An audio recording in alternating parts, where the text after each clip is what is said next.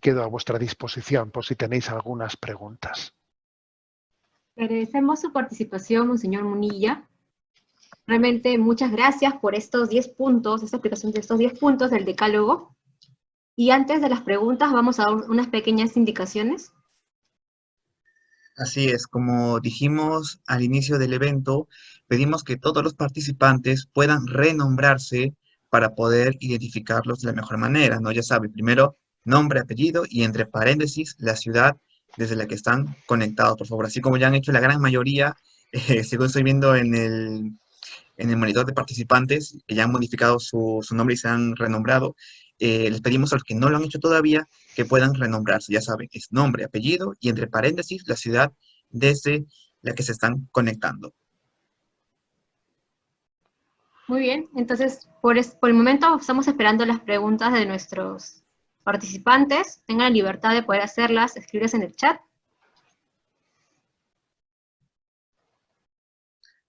Así es, bueno, y mientras se van animando a preguntar, yo quería hacer una pregunta, monseñor. Eh, Todos sabemos que debido a la pandemia, pues muchas de las diócesis han decidido por dejar de tener misas presenciales y eso pues a mucha gente le ha afectado mucho en su manera en cómo vive la fe, porque ya no puede comulgar, no puede confesar, no puede ir al templo a orar y mi pregunta era, ¿cómo poder hacer para, a pesar de esas limitaciones, seguir manteniendo firme nuestra fe desde nuestros hogares? Bueno, yo creo que lo que está claro es que hay que vivir el momento presente, presente con intensidad. O sea, entendiendo que todo momento es una oportunidad de gracia, no perdiendo tiempo en lamentaciones, porque con mucha frecuencia dispersamos nuestras fuerzas en lamentaciones. Si hubiese, si estuviese, si no sé qué, todas esas hipótesis que en el fondo lo que están es distraernos de este momento presente. Entonces, claro que es una carencia el no poder tener una liturgia presencial vivida con una gran comunidad cristiana. Claro que es una carencia, pero mientras que Dios nos conceda esa gracia, en este momento Dios me permite, por ejemplo, vivir pues la preparación de la liturgia de una manera que la que quizás hasta ahora no había podido vivir. ¿Cuántas veces vamos ante el templo casi sin haber leído las lecturas que allí se van a proclamar? Y según las están proclamando, nos resbalan, ¿eh? Nos resbalan, porque no tenemos capacidad de percibirlas. Y sin embargo, en este momento uno puede preparar esas lecturas. Según las está escuchando telemáticamente, tienen en él un eco, porque ha tenido un tiempo de preparación, etcétera. Por ejemplo, que es un acto de contrición. Muchas veces igual vamos a confesarnos sin haber tenido un tiempo suficiente de un acto de contrición, de un examen de conciencia. Ahora tenemos un momento para hacer un examen de conciencia, un acto de contrición con mucha mayor profusión que otras veces, ¿no? Preparando una buena confesión para cuando podamos realizarla. Bueno, pues imaginémonos esto, ¿no? Que alguien diga, yo voy a tener un examen de conciencia bien preparado para cuando tenga la oportunidad de confesarme. Por lo tanto, yo creo que la clave es esta, no perder tiempo en lamentaciones, sino sacar el provecho de gracia en cada momento. Gracias, Monseñor, por su respuesta. Pues pasamos a una segunda pregunta. Desde Lima, María nos pregunta, ¿cómo explicar el último punto a un ateo? Obviamente, un ateo, la pregunta por el sentido de la esperanza de más allá de la muerte implica un adentrarse en una pregunta. ¿Cómo es posible que el hombre tenga el deseo de plenitud y de vida eterna? ¿Cómo es posible que tenga eso? Siendo así, que en la muerte se termina todo. Yo a un ateo, básicamente, le diría esto, que es esa especie de reflexión que he hecho desde los parámetros de Darwin. A ver, el hombre, yo creo que si desde unos parámetros meramente evolucionistas ateos, hay que decir que el hombre está mal hecho, porque es como si le hubiésemos metido a un pequeño vehículo con un chasis muy pequeño, un motor propio de un Boeing. ¿Cómo es posible que le hayamos metido un motor de un Boeing a un pequeño carro, a un pequeño carro tan limitado? ¿Quién le ha puesto este motor de Boeing a un pequeño carro, a un pequeño carro? ¿Por qué no tiene un motor mucho más pequeñito que no tenga ese deseo de eternidad y de plenitud, ¿no? Yo le diría a esa persona que todavía no ha descubierto la fe, le diría, mira, es que ese motor de Boeing que tú y yo tenemos, que es un deseo de plenitud, de felicidad, de eternidad, en el fondo es la huella del hombre creado a imagen y semejanza de Dios, que tiene una vocación de plenitud y eternidad que nosotros no tenemos, ¿no? O sea, que el resto de la creación no tiene. Ok, siguiente pregunta. De parte de Mayra, desde Lima, nos pregunta, si somos conscientes de que somos llamados a la vida eterna, ¿por qué a algunas personas, o por qué algunas personas tienen miedo a la muerte y cómo superarlo? Bueno, a ver, quizás porque no tenemos la suficiente intimidad con Dios. Bueno, también es verdad que puede haber psicologías que sean más aprensivas, etcétera, y es normal que haya determinadas formas de ser a las que la muerte, etcétera, les pueda dar más, pues más dificultad, ¿no? De tener confianza ante la muerte. Eso puede también, dependiendo de los rasgos psicológicos, puede afectar. Pero yo me atrevería a decir que sobre todo y ante todo algo que es determinante es que nuestro encuentro definitivo con Dios es el encuentro con alguien con quien en esta vida hemos tenido pues profundo, ¿no? E íntimo. La muerte es una boda, es un desposorio con alguien con el que hemos tenido un noviazgo profundo en esta vida. Pero claro, si nosotros no hemos tenido una relación con Jesucristo propio de un noviazgo que se ha ido profundizando, entonces no viviremos la muerte como una boda. En la Sagrada Escritura hay dos imágenes para hablar de la muerte. Una es la imagen de la muerte como un ladrón, que no se sabe a qué hora de la noche llegará. Pero también la Sagrada Escritura utiliza la imagen de la muerte como la llegada del esposo, en las bodas, ¿no? Que llega el esposo, preparad la llegada del esposo. ¿La muerte qué es? ¿Un ladrón o es una esposa? Está en nuestra mano, dependiendo de cómo vivamos, que percibamos la muerte como un ladrón. A un ladrón siempre se le tiene miedo, porque un ladrón viene a quitarte algo que es tuyo. No, pero si la vida es de Dios. La muerte es una esposa. La muerte es un desposorio, para vivir en la intimidad con aquel que amamos para siempre. Esto supone obviamente una intimidad con Dios. Quien no tiene esa intimidad aquí difícilmente lo vivirá la muerte de esta manera.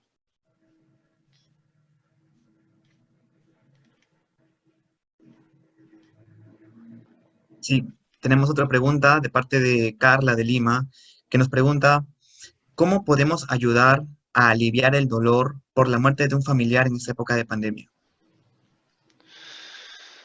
A ver, yo creo que es muy clave, muy clave el que cuando nos encontremos, ¿no? Cuando nos encontremos con los seres queridos que están viviendo el drama de la separación de otros de sus miembros, ¿no? Tomemos conciencia entre nosotros, de que no nos hemos despedido, que nos hemos dicho hasta luego, hasta pronto. A mí por lo menos puedo decir que a mí me ha ayudado mucho en mi vida de fe. Pues falleció hace pocos meses nuestra madre que no falleció por la pandemia, ¿no?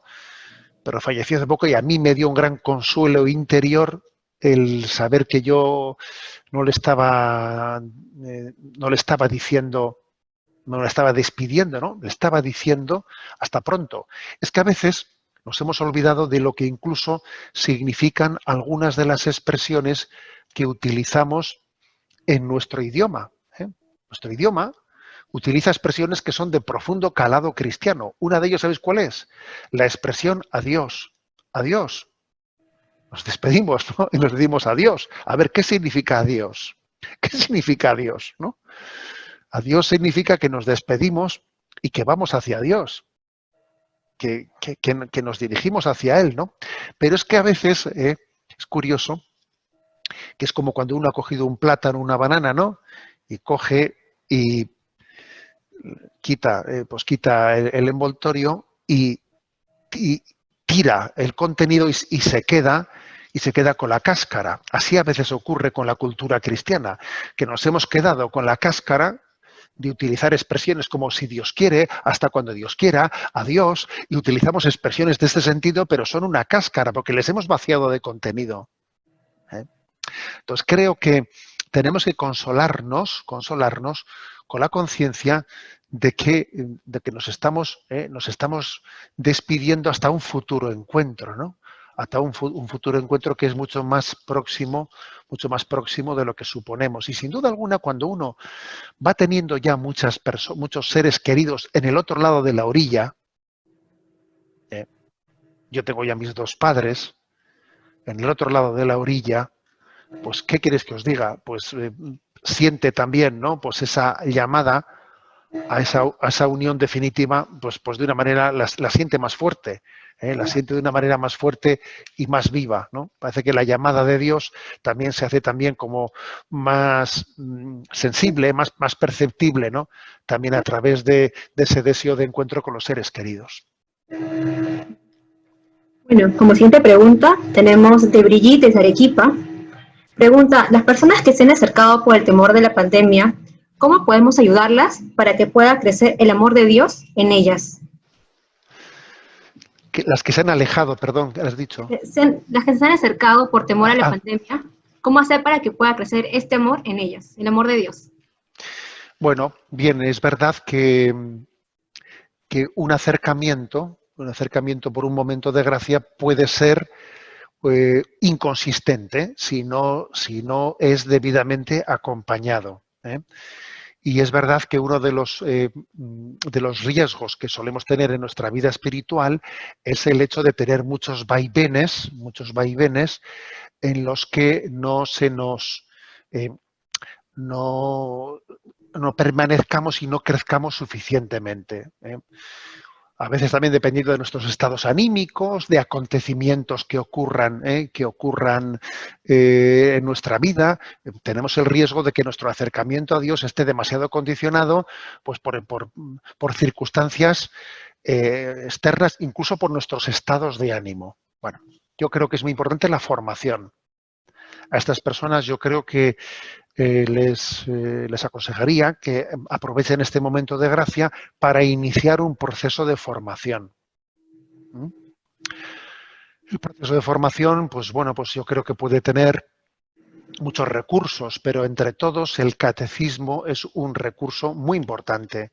Estoy pensando, por ejemplo, en el catecismo de la Iglesia Católica, que quizás si su versión de catecismo mayor puede ser, pues, digamos, no fácilmente accesible para muchos, pero existe, por ejemplo, algunos recursos como el del compendio del catecismo, que es un gran recurso, compendio del catecismo. Otro recurso es el del Yucat, esa versión del catecismo para jóvenes.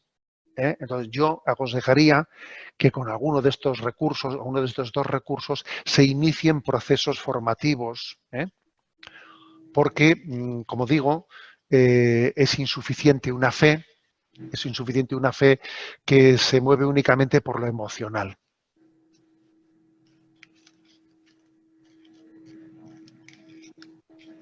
Y siguiente pregunta, desde Arequipa, Victoria nos pregunta, ¿cómo un joven en la situación actual puede ayudar a sembrar esperanza?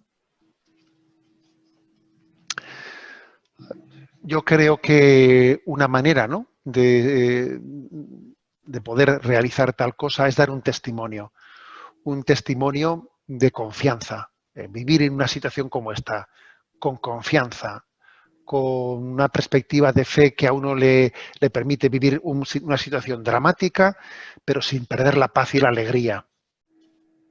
Esto, pues yo creo que es un gran testimonio. El mundo necesita de puntos de personas que nos digan cómo caminar, cómo orientarse, ¿no? Me parece que esto en concreto, el que se puedan vivir situaciones dramáticas con paz y alegría y con sentido de la solidaridad, de la solidaridad, de entender que Dios me ha puesto esta oportunidad para entregarme misericordia, etcétera.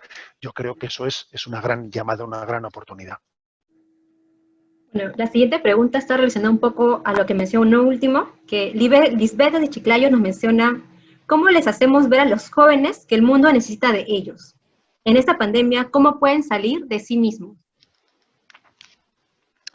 Bien, a veces se suele repetir mucho, ¿no? Pues que los jóvenes son muy, muy importantes en la sociedad, etcétera. Sí, pero también es importante, creo que no idolatricemos, ¿eh? O sea, hay que descubrir el valor de la juventud y al mismo tiempo no idolatrizarla. Lo principal de la juventud no es cómo conservarla, sino cómo invertirla, ¿eh? O sea, porque algunas personas hablan de la juventud como si la clave fuese en cómo conservar la juventud. No, lo importante de la juventud es cómo invertirla, de cómo poner en ella los cimientos bien puestos para que de alguna manera con los cimientos bien puestos en la vida el futuro pues esté bien planteado, ¿no? Entonces la clave es la de decir, a ver, Dios me da una oportunidad en este momento de mi vida para una buena formación. Tengo la juventud hay que entenderla como una oportunidad de formación. Qué responsabilidad tan grande el que yo me pueda ahora formar, que pueda poner las bases bien puestas para que después el día de mañana pueda dar lo mejor de mí mismo.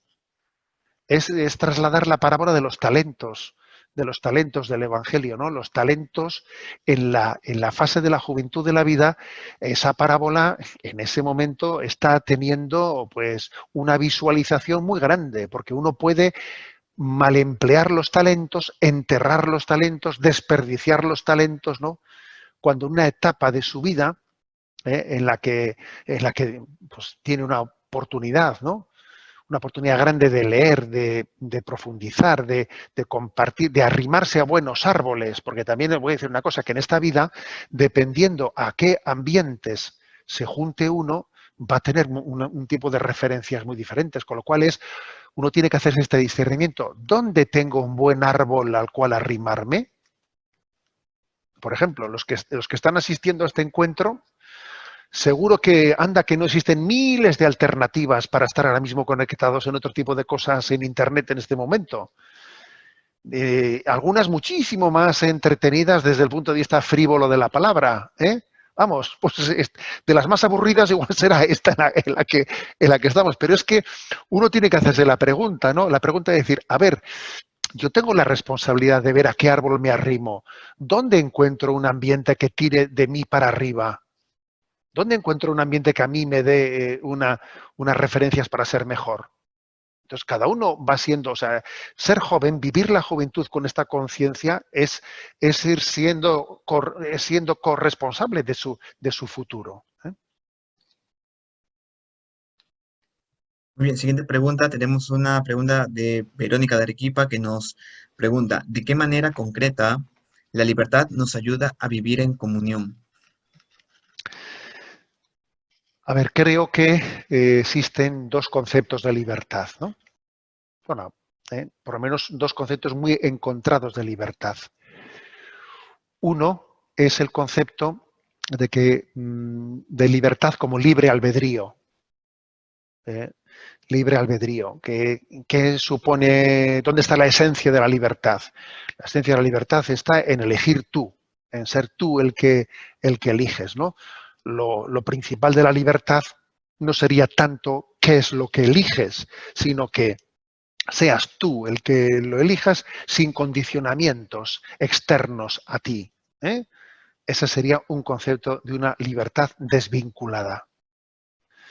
Pero hay otro concepto de la libertad que es fundamentalmente agustiniana, agustiniana, en la que San Agustín dice, ¿qué es la libertad? La libertad es la capacidad de determinarnos para el bien. O sea que la libertad no es hacer una cosa o su contraria. No, la libertad es la capacidad de determinarnos para el bien. Por lo tanto, ser libre es ir caminando en nuestra vida hacia la opción del bien. Cada vez que uno opta por el mal, es menos libre y menos libre. Es verdad que para poder pecar hay que ser libre, pero cada vez que pecas eres menos libre. Ojo con esto, ¿eh? Para poder pecar hay que ser libre, obviamente, si no, no pecarías. Pero cada vez que pecas eres menos libre, y más esclavo, y más esclavo, y más esclavo. Con lo cual esto, ojo, que tenemos que purificar nuestro concepto de libertad. O sea, que la libertad supone que es nuestra capacidad de enlazarnos con el bien, con la vocación común que tenemos al bien común, al bien común. Luego, en el fondo, la libertad y la comunión en el bien común, claro, están totalmente unidas, ¿eh? Totalmente unidas. Yo solo ponía un ejemplo para entender esto, ¿no? En el cielo seremos plenamente libres. Solamente allí seremos plenamente libres.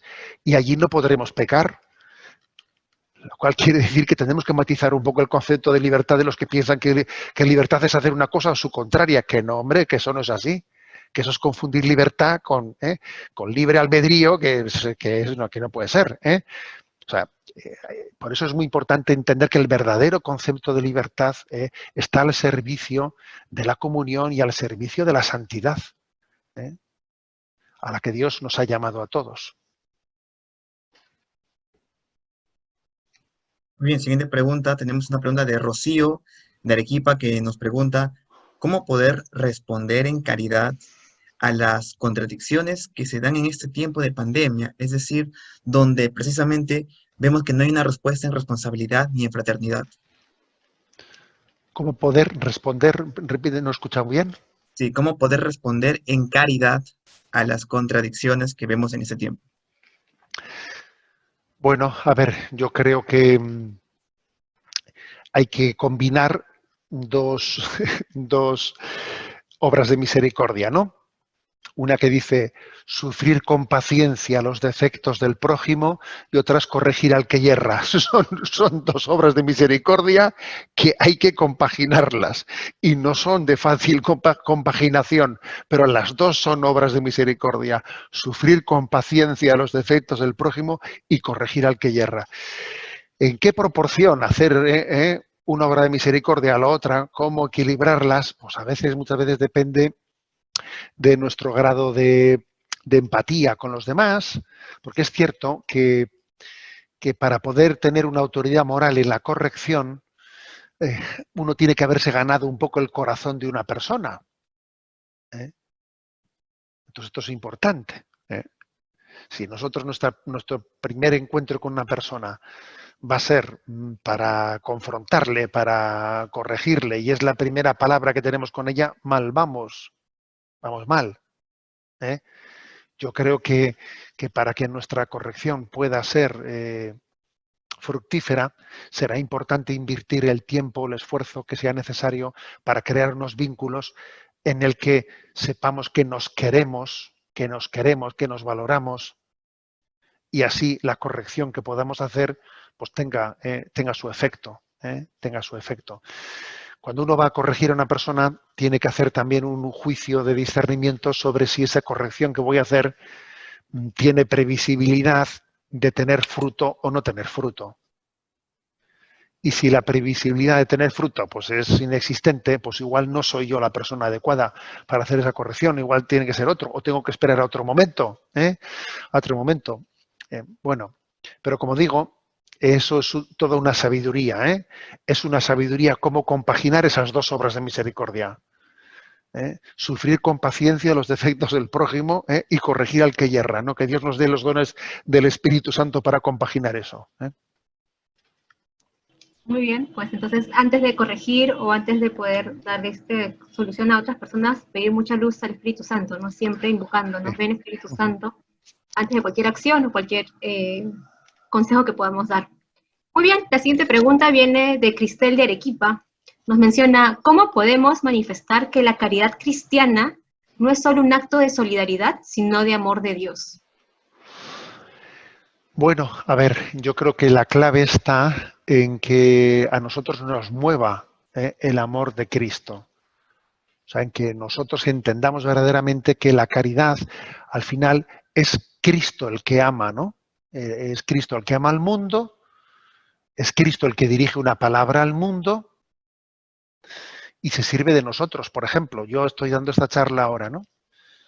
Y si tengo la verdadera conciencia de fe que tengo que tener, tengo que saber que es Cristo el que está en el ministerio de la predicación de la Iglesia, es Cristo el que dirige su palabra y se sirve de mediaciones, ¿no? Y, y bueno será cuando la Madre Teresa de Calcuta, ¿no?, dijo aquella frase de que yo solo soy un lápiz con el que Dios escribe una carta de amor al mundo. A ver, tener conciencia de eso, tener conciencia de que somos, ¿no?, un lápiz con el que Dios dirige una carta de amor al mundo, primero supone que tú tengas, ¿no?, ese grado de intimidad con Dios para que eso sea así. Porque claro, la pregunta era cómo hacerlo ver a los demás. Sobre todo, aquí, para mí la clave está en cómo vivirlo nosotros, ¿sabes? A mí me preocupa más en cómo nosotros tener una viva conciencia de ello. Si tenemos una viva conciencia de ello, ¿sabes?, lo otro se manifestará fácilmente, se nos transmitirá por los poros. Dios ya tendrá la forma de hacerlo ver, de que esta persona en el fondo tiene una presencia sacramental ante el mundo, ¿eh? Entonces yo creo que ese es el gran reto, ¿eh? El gran reto es que nosotros tengamos ese grado de identificación de Cristo, para que Cristo ame al mundo a través de nosotros, para que Cristo hable al mundo a través de nosotros. Ese es el gran reto, ¿eh? Luego habrá oportunidades de encuentros personales, diálogos personales, en los que podamos dar testimonio de ello, ¿eh? Pero lo importante es dejarle esa iniciativa a Cristo en nuestra vida. Muy bien, Carolina desde Chiclayo nos pregunta, ¿cuáles serían los medios para iniciar o potenciar la intimidad con Dios en medio de la soledad de esta pandemia? A ver, yo creo que en medio de esta pandemia será importante el que busquemos una soledad habitada, ¿eh? Habitada. Entonces, para empezar, habrá que ayunar de aquello que pueda impedir que nuestra vida sea una soledad habitada. Por ejemplo, pues si uno tiene su aislamiento, ¿no?, o confinamiento, si lo tiene lleno de ruidos y ruidos y ruidos, dice, a ver, ojo, yo voy a buscar pues una forma de música o una radio o una emisión que a mí me ayuden a vivir en presencia de Dios, ¿eh? O sea, creo que cada uno de nosotros tenemos que procurarnos un espacio, un entorno que nos ayude a vivir en presencia de Dios. ¿Qué me ayuda más a vivir en presencia de Dios? ¿Todo el día la televisión puesta? No creo, ¿eh? Por poner un ejemplo. ¿Todo el día no sé qué música? No lo creo. O sea, que cada uno se haga este discernimiento, ¿eh? En segundo lugar, que con ese ambiente que él genera para que tenga lugar esa intimidad, vea cuáles son sus momentos específicos de intimidad, ¿eh? Y dice, bueno, pues voy a tener mis momentos de oración en este momento por la mañana. Ahora que tengo este tiempo, pues igual puedo rezar laudes de esta manera o vísperas de esta manera, ¿eh? Vivir la Eucaristía, de una manera pues, más intensa, preparando las lecturas, ¿eh?, con la lectura previa de la Sagrada Escritura, ¿no?, de las lecturas que van a ser proclamadas hoy en día a través de Internet. Todo esto lo tenemos muy al alcance de todo el mundo, ¿eh?, del alcance.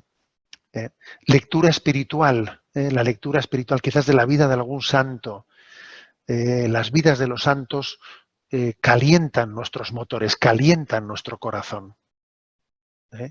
Y creo que eso es algo clave. Son verdaderamente como un gran revulsivo en nuestro conocimiento y amor a Dios, ¿eh? Yo creo que estos son, ¿no?, los consejos principales de cómo irse adentrando en esa vida de intimidad con Dios. Bien, ya saben que todavía tenemos mucho tiempo para las preguntas, así que estamos a la espera de sus consultas para Monseñor Munilla. Ahora, yo tenía una consulta, Monseñor. Muchos de nosotros, pues, tenemos sobrinos, hermanos pequeños. Entonces mi pregunta es, ¿cómo poder explicarles a ellos o cómo traducir el decálogo que nos ha explicado, pero para los niños, que muchas veces les cuesta un poco entender que ya no puedan salir a la calle, jugar con sus amigos, ir al colegio? ¿Cómo poder entrar con ellos en una sintonía de cómo explicarles la pandemia y todo lo que conlleva? Bueno, los niños yo creo que tienen mucho más sabiduría que de lo que nos suponemos. O sea, los niños en su sencillez y en su inocencia nos dan a veces grandes lecciones, grandes lecciones. Entonces, la fe de los niños puede llegar a ser muy transparente, ¿no? Puede llegar a ser muy transparente. Entonces, yo creo que los niños, por ejemplo, pues el que les acostumbremos a la oración por los difuntos, me parece muy importante. Nuestro difunto padre, a mí recuerdo que siendo un niño, me educó a que cuando estábamos viendo en televisión algo y se daba noticia de una desgracia en la que había fallecido no sé qué, que rezásemos un Padre Nuestro por esas personas. Y es una cosa bueno, que yo la he mantenido. Pero claro, eso de que se hable de un difunto o sea, ¿qué es una estadística o qué? ¿Esto qué es una estadística? O sea, el darnos cuenta de que existe un drama, ¿eh? Un drama real de la vida. O sea, a los niños hay que iluminarles de que la vida tiene relaciones personales. Por ejemplo, recuerdo que, que cuando éramos unos niños estábamos en una ocasión viendo, ¿no?, pues una película de indios y vaqueros, estábamos subidos al sillón los hermanos y entonces en un momento en el que los vaqueros empezaban a ganar en la película, pues nosotros empezamos a pegar todos botes de alegría, botes de alegría en el sillón, y entonces nuestro padre apareció por allí y entonces de repente me acuerdo que dijo una frase que a mí se me quedó grabada, ¿no? Dijo, pues ¿sabéis lo que os digo? Que esos indios también tienen madre, también tienen mamá. Y yo me quedé perplejo, ¿eh? Porque claro, yo estaba viendo aquella película de indios y vaqueros como si aquello fuese, a ver, pues si esos indios estaban muriendo todos así, ¿no? Pero claro, nuestro padre pasó por allí, hizo ese comentario. Es decir, yo creo que a los niños lo que tenemos que educarles es en que todas esas noticias, ese bombardeo de noticias, ¿no?, eh, que vemos ante una pantalla, que lo principal es de todo ello es el encuentro de las personas, es decir, que las personas se aman, se quieren, sufren por su despedida, por su despedida, pero esperan en Dios y confían en Dios. O sea, en la familia nos amamos, en la familia nos queremos, en la familia nos ayudamos. Y sufrimos cuando nos separamos, pero aunque sufrimos cuando nos separamos, ponemos nuestra esperanza última en Dios. A los niños yo creo que lo que hay que transmitirles es que cuando recemos con ellos, al final siempre añadir una petición que es la siguiente: vamos a pedir para que toda la familia nos juntemos en Dios, en el cielo, y no faltemos ninguno. Y que a un niño le quede claro eso. A ver, la meta de nuestra familia es esta. Este es el ABC. Que toda la familia nos juntemos con Dios en el cielo y no faltemos ninguno. Porque a veces a los niños, cuando no se les educa bien, se dice, vamos a pedir a Dios para que no se muera ninguno. A ver, ¿cómo para que se muera ninguno? A ver, vamos a pedirle a Dios para que todos nos juntemos en el cielo y no falte ninguno en esa gran convocatoria de toda la familia unida para el cielo. Somos una familia para el cielo. Nuestra familia está llamada a unirse eternamente en el cielo. Entonces, yo creo que esto un niño lo entiende. Y por desgracia, pues a veces estamos ocultando a los niños la realidad de la muerte. A veces no sé si eso en otros lugares donde me estáis escuchando ahora esto acontece, pero en España a veces ocurre que cuando fallece Para empezar ya los abuelos, la gran mayoría de los abuelos no viven en la familia, viven en las residencias de ancianos. Con lo cual el niño no ve que el abuelo fallezca en casa. Y si fallece, al niño no se le lleva al funeral. El niño no va al tanatorio, el niño no ve el cadáver.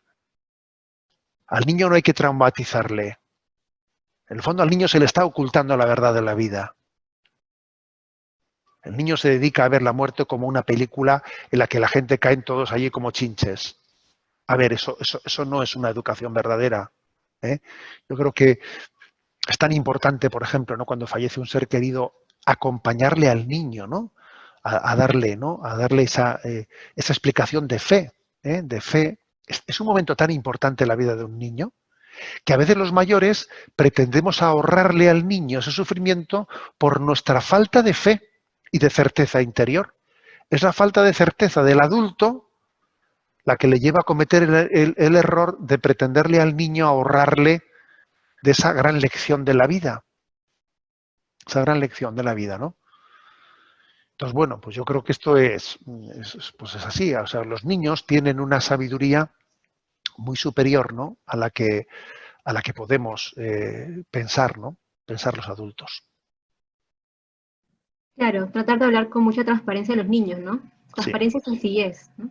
así Bueno, la es. siguiente pregunta va relacionada un poco a lo que vivimos ahora, ¿no? Como estamos en confinamiento, estamos con la familia, nos preguntan desde Colombia, en estos momentos de pandemia, ¿qué consejo nos daría para poder fortalecer desde la fe la unidad en la familia, la unidad en la familia?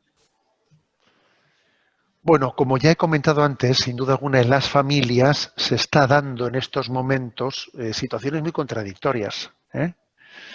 Porque, claro, dependiendo, ¿no?, de nuestro autodominio, ¿no?, pues puede haber personas en las que el confinamiento, especialmente cuando es en lugares en los que hay muy poco espacio, de metros cuadrados, etcétera, bueno, y hay personas que igual tienen tendencias coléricas, etcétera, que puede hacer que las convivencias sean muy tensas, Yo creo que es muy importante que en estas situaciones, eh, cuando uno dice, a ver, tenemos que convivir un periodo grande de tiempo aquí y de esta manera. Primero, no tomar conciencia de ello, tomar conciencia que sea también motivo de compartirlo en familia, decir, oye, tenemos este reto por delante, tenemos que ayudarnos a ver cómo pues que esta convivencia nos ayude y no nos desgaste, etcétera, etcétera. O sea, creo que debe ser motivo de diálogo. Porque claro, también podemos perder los nervios, porque también pues el mal carácter que podemos tener se puede manifestar, tal, tal, tal.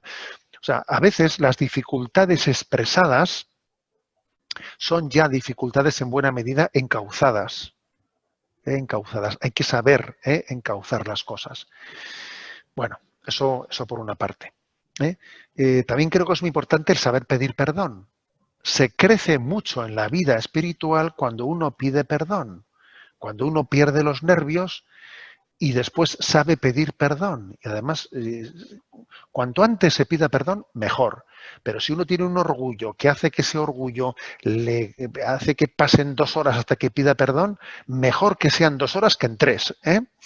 Y si puede ser en 5 minutos, mejor, ¿no? O sea, es decir, el Papa Francisco muchas veces ha dicho que hay que intentar que jamás la noche nos lleve a descansar sin habernos pedido perdón, ¿no?, y dejando la convivencia deteriorada para el día siguiente. A mí me parece que no estaría nada mal, fijaros, que en tiempo de confinamiento cada familia tuviese una oración nocturna antes de despedirse, rezar todos juntos, dentro de la cual exista la posibilidad de pedirse perdón. Sería una gran metodología de cómo vivir un confinamiento en familia. Dar un tiempo por la noche en la que vamos a rezar juntos antes de retirarnos, ¿eh? Y en ese rezar juntos, pues tener el momento también de agradecimientos y de peticiones de perdón. Eso a una familia le puede hacer crecer mucho, ¿eh? Le puede hacer crecer mucho. Y además también es una manera de retirarse, de poder retirarse todos juntos, al descanso, no que uno está, otro prolonga, otro no sé qué. Es que también en un tiempo de confinamiento el descansar todos de una manera conjunta o aunada ayuda mucho también a respetarse el descanso unos de otros. Pero creo que ese punto es muy importante. Bueno, Monseñor Munilla, por temas de tiempo no vamos a poder responder las otras preguntas, pero realmente le agradecemos el tenerlo aquí. Realmente es un honor compartir ese tiempo con usted, que nos haya podido responder estas preguntas que nos enriquecen mucho en la fe, ¿no? Y poder compartirlos con nuestros amigos, nuestras familias, poder evangelizar a más jóvenes.